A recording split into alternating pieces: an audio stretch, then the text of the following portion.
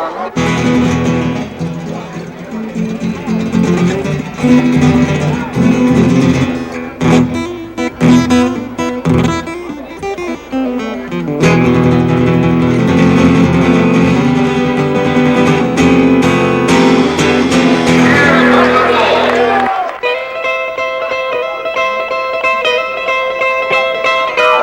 was going to the park and a fellow I to meet took me by the hand and he told me I was sweet, and I knew by the way he pitched he was a baseball player. He was, and I knew by the way he pitched he was a baseball player. He was. For over 50 years, the Durham Athletic Park, affectionately called the DAP, hosted a great summer-long party for its townspeople.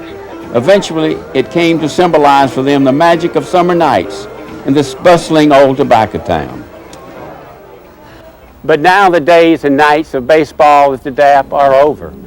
A beautiful new state-of-the-art ballpark was built to meet the revised baseball standards and the needs of a growing city. For many, the closing of the DAP marked the end of a way of life. Minor league baseball and these small baseball parks are a sense of they're a throwback to the mom and pop stores, a smaller, simpler lifestyle rather than the bigger, national type of society we're tending to fall into right now. Standing in this old ballpark, you can almost see the ghosts of summers past, the magical ball games and great players long gone. Is there really magic here? For me, there's plenty of magic here in Durham because I see magic occur here. There may be ghosts lurking somewhere amongst the bricks. It's just like magic all the time in this ballpark. There's just a lot of magic. If it wasn't magical, why would there be a lawn like this? Think about that, man. For 50 years, local folks from nearby textile mills and the tobacco market sat shoulder to shoulder with college professors and town councilmen on the hard wooden bleachers, cheering for their team. It's just a place that people come to get together, to learn to know each other, and the closeness of all the people that are here. The magic this stadium has is because it's a family place. On those long summer nights, before the days of air conditioning and televised baseball, this was the best place to be.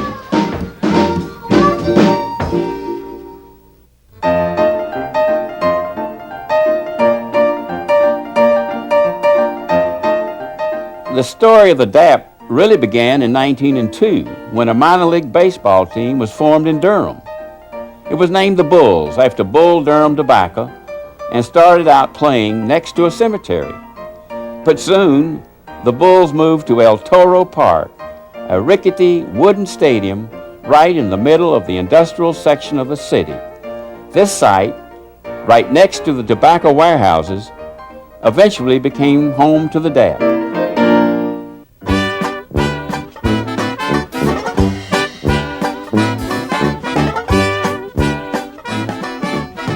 The spirit of baseball in this town was so strong that somehow it kept the Bulls playing through the Great Depression.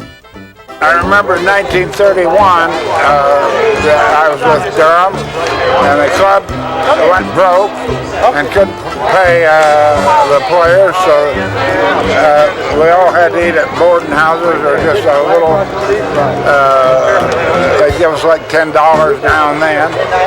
In 1934, after the Martinsville, Virginia game, the park hosted a major non-baseball event. Got married over there between third base and home plate. It rained that night. It was the same kind of a wedding as they had here in Bull Durham. That's what it looked like. That next day, we took off and went to Norfolk and Portsmouth for honeymoon with 16 ball players. By the 1936 opening season, the Bulls, who had been briefly associated with the Yankees of the Babe Ruth and Lou Gehrig era, were now with the Cincinnati Reds. The Reds then gave them Johnny Vandermeer and Frank McCormick. Durham's been a great piece of my memory because I went from here to the majors, and I enjoyed my stay here in Durham, made a lot of good friends, and we had a pretty good ball club. We had Frank McCormick hit 400 that year, so It was a big year for me. Shortly before midnight on June the 17th, 1939, fire broke out in El Toro Park and it burned to the ground. Well, you know, I guess it was 39 when it burnt, and they put this ballpark back together real quick, and people was real thrilled when they opened the ballpark. 2 weeks later, the Bulls played in a makeshift Durham Athletic Park. It's an unusual old stadium set down in the middle of a tobacco warehouse, so it's a nice green field in the midst of the concrete and the cement in the city of Durham. The players have to run over to the fence to catch a foul ball and lean right into the crowd. The dimensions of the park were unique and called for its own strategies. It's a short right field fence, real far down the line, about 350 in right center. It's got a high wall. The infamous Bulls sitting behind the right field wall. Left field plays deep and fair. The wind blows out about 5 miles an hour half the time. Ball carries that time. The infield's average, not fast, not slow. Part of the magic of the DAP was its size. There's a magic in any ballpark that's the right size. And any ballpark that's the wrong size destroys the sport of baseball. Baseball is a very intimate game. It has slow rhythms and fast rhythms. It's where opponents talk to each other, and the umpires argue, and the game stops for fights. It respects the rituals of human behavior.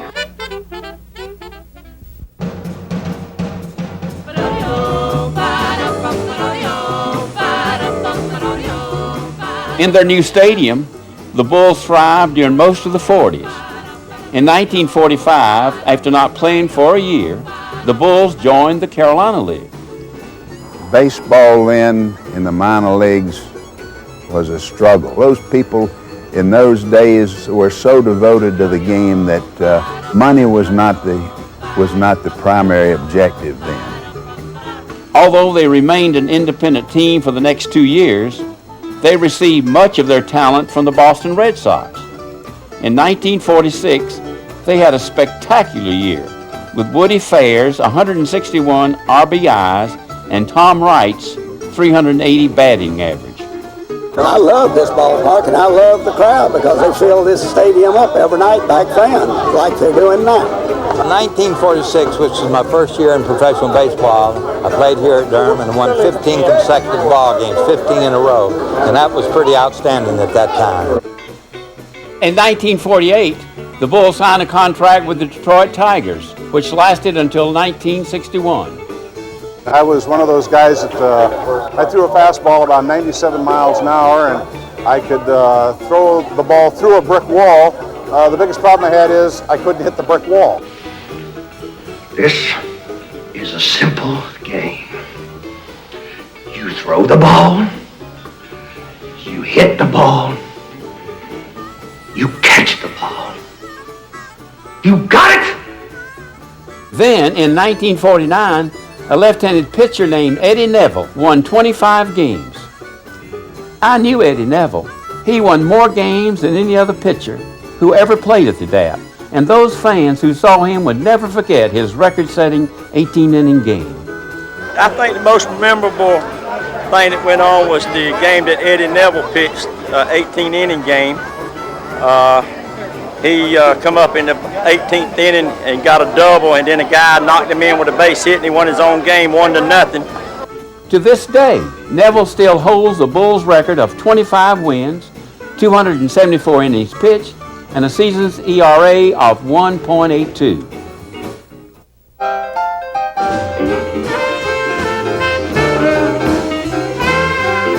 During the 50s, televised games and air conditioning nearly destroyed baseball at the DAP.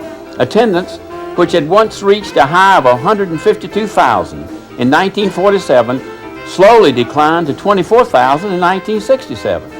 Only 1,250 fans were there to see the Bulls in one of their most famous showdowns in 1957 with the High Point Thomasville High Toms, when the Bulls won the league title.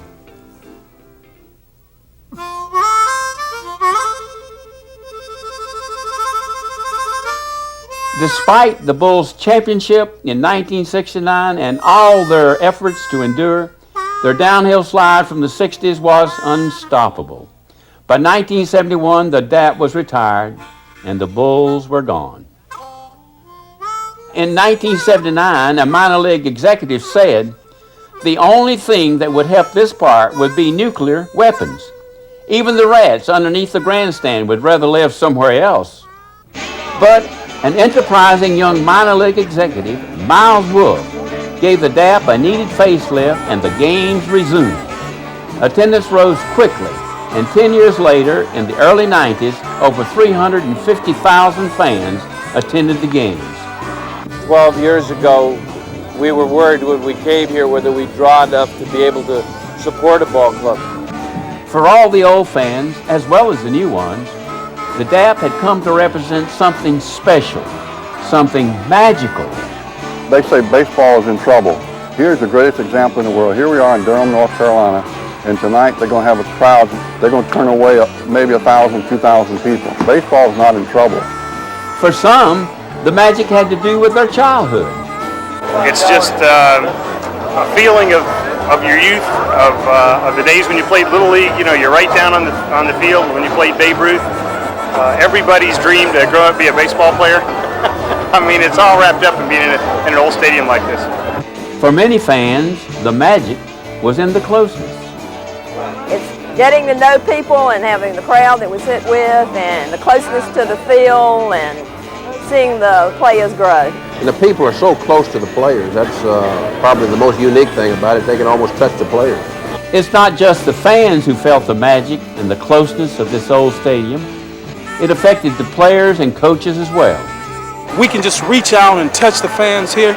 You might have a new ballpark, but something at this ballpark which I think that people won't come back. You get this rush every time that you come into the ballpark here and you have a uniform, and I think the only way that you can really realize it is by putting on a uniform yourself. Finally, this is a place where real baseball is played, where money and management and big ticket prices and inner city crime have nothing to do with the real magic of the game.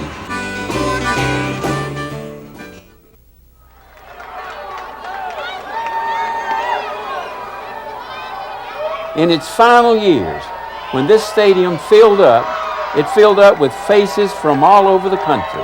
I'm from Chicago. And I'm from New York, Philadelphia.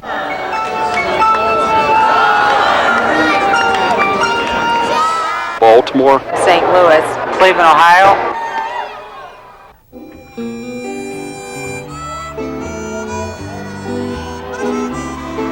Perhaps the magic in this old ballpark is in the memories of childhood and happier times. I've been coming to this park since I was 1 month old. I've been coming to this ballpark since I was a little girl. I know this park will live on in my memories. I was a bat boy here when I was 9 or 10 years old. I've been coming here since shortly after I got back from Vietnam in the early 70s, and this place means a lot.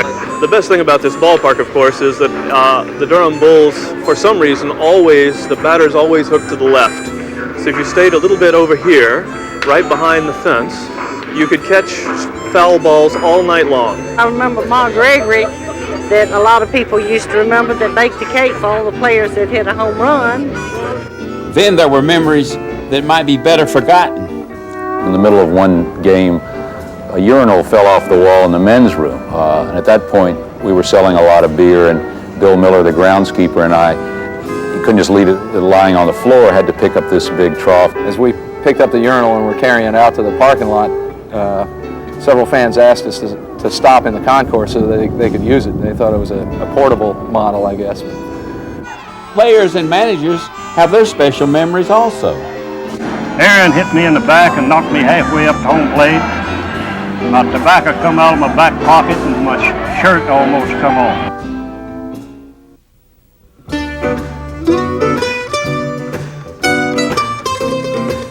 When I came here in 1960 with the Greensboro Yankees and I walked into this ballpark, I said, hey, this is the big leagues.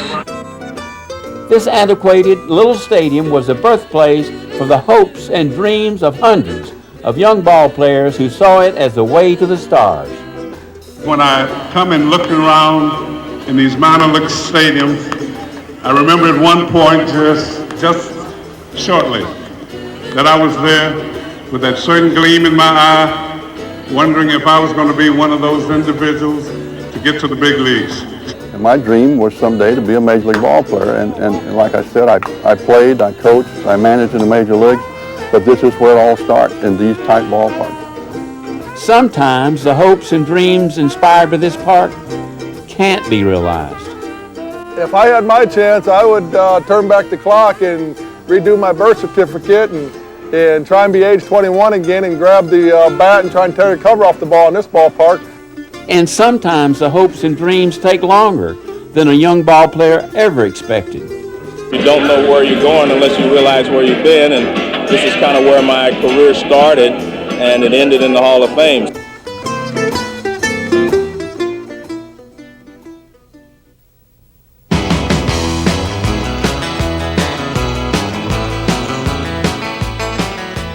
The movie was made about a little-known minor league player, Crash Davis, that's me. Suddenly, not only did my name become well-known, but a minor league team, the Durham Bulls, became a household word. I played here in the Durham Athletic Park in 1948, and it was from that year that Ron Shelton, who wrote the script for Bull Durham, got some of his material. That's Crash Davis. Hey, Crash, come here. Come over here. Kind of cute.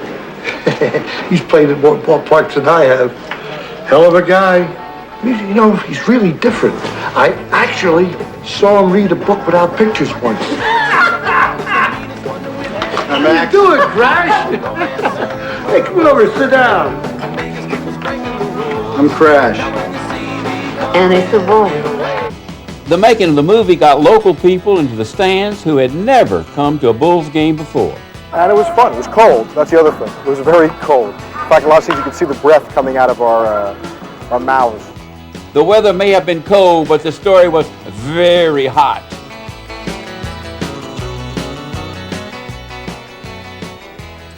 When people ask me what I did in the movie, I tell them that I was a consultant for all the love scenes.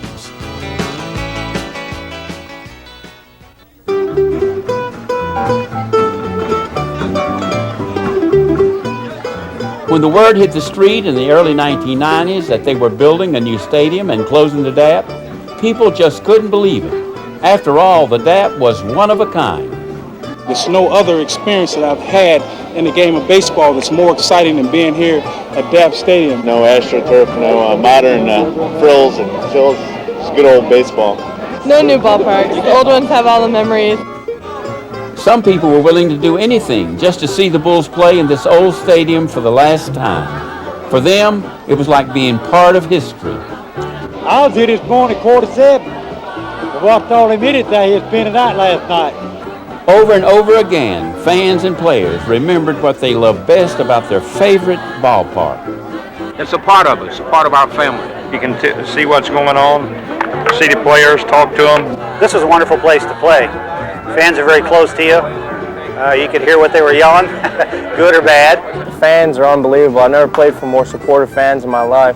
The people are also blooming friendly. It's a neat stadium. This is the greatest place on earth.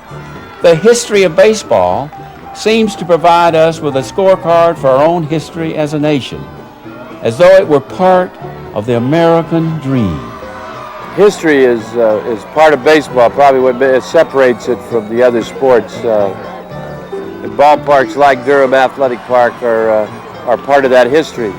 It's the passing of an era. I've been to several of the major league parks, and it's very corporate America, where this is you feel like you're almost part of the team. It's someplace you can bring the kids, or someplace that you can just you can see people living their dream here. It's something you don't see in very many places in America anymore. And so these old stadiums are part of the history of the sport, which the players and fans love. This feels a lot like baseball. It reminds you of the olden times, you know, where it all started. Baseball's going to lose something as they move into the quote-unquote bigger and better stadiums. There is also a sense among the fans and the players that these old stadiums have a lot to do with not only where baseball has been, but where it's going. It has the feeling of baseball, when the new ones have the feeling of making money. And so for those fans who have come to love this old park, there is no substitute. my grandson, who's with me, when we got to the ballpark last night, he looked it over and he said, well, why are they tearing this ballpark down? This is a great ballpark.